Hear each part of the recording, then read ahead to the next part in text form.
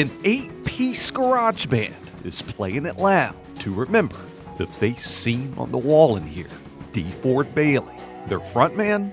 That's Bailey's grandson, Carlos D. Ford Bailey. D. Ford Bailey played his part so sweet. He took your part and made you smile down deep. Oh, when D. Ford Bailey died, a chorus of angels cried. Shamika Wiley tells the story of Bailey too. He is my great-grandfather. I kind of like go into schools and talk about D. Ford Bailey for Black History Month. Her children, Mike and Monet, are already doing reports on their great-great-grandfather for school. That's the bloodline. So who was D. Ford Bailey? Well, there's nobody better to tell you than his family.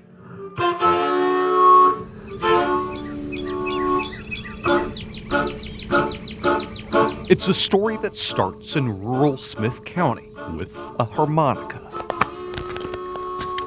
He was born in 1899. He was stricken with polio as a child and was bedridden. Black hillbilly back then. His aunt, which is the one who raised him, gave him a harmonica. He could make the harmonica talk. There was a train that ran outside his house. He could make a harmonica sound just like one.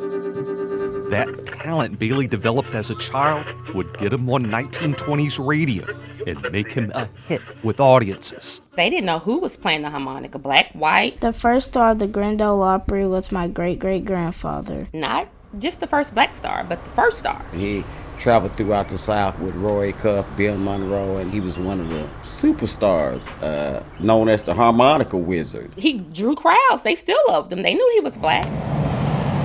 Bailey always faced barriers.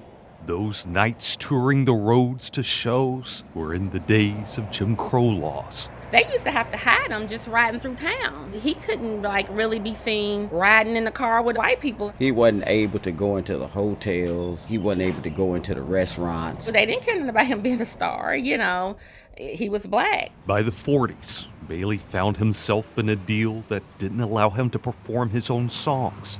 He shined shoes here on 12th Avenue and lived in this building. He died penniless while all these other stars are rich and famous. But that's not where the story ends.